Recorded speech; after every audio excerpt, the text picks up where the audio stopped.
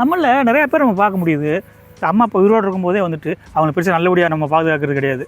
ஆனால் இறந்ததுக்கப்புறம் பார்த்தா வீட்டில் பெருசாக ஃபோட்டோ வச்சு அதுக்கு மாலையை போட்டு வருஷம் திதி பண்ணுறதா இருக்கட்டும், சடங்கு பண்ணுறதா இருக்கட்டும், அது பயங்கரமாக இருக்குது. இப்போ நம்ம அந்த படையிலே பண்ணுறோன்னு வைங்களேன், படையில் வைக்கிறோன்னா அம்மாவுக்கு பிடிச்ச அந்த சிக்கனாகட்டும், முட்டையோ, அவங்களுக்கு என்ன சாப்பாடு பிடிக்குமோ அதை வைக்கிறோம். இல்லை அவங்களுக்கு பிடிச்ச சேலையாக இருக்கட்டும், இல்லை அப்பாவாக இருந்தால் அதுக்கு தேவையான வேஷ்டி சட்டையெல்லாம் வைக்கிறோம். வச்சு படையல் பண்ணுறோம்.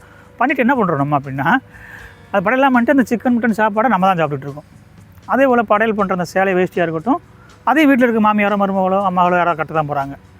ஸோ அது இறந்ததுக்கப்புறம் அந்த பரிகாரம் அப்படின்றது எதுக்கு கொண்டு வந்தாங்க? அந்த பரிகாரம் அப்படிங்கிறது அந்த படையல் பண்ண அந்த சாப்பாடு மீதி வந்துட்டு கொஞ்சம் கஷ்டப்படுறவங்களுக்கோ வெளியில் இருக்கவங்க 4 பேருக்கு சாப்பாடு கொடுக்கணும் அப்படின்ற முறையில் தான் அது கொண்டு வந்தது படையலேவும். அதுபோல் சேலையுமே அப்படி தான்.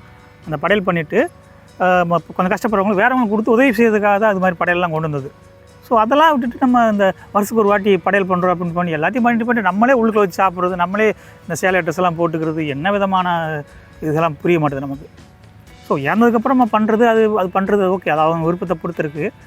நான் என்ன சொல்கிறேன் அப்படின்னா, இருக்கும்போதே அவங்க நல்லா கொஞ்சம் தாங்கி பிடிச்சி நல்லபடியாக பாசமாக பார்த்துக்கிட்டோம் அப்படின்னா இன்னொரு 10 வருஷம் எக்ஸ்ட்ரா உயிரோட வாழ்வாங்கல்ல அவங்க.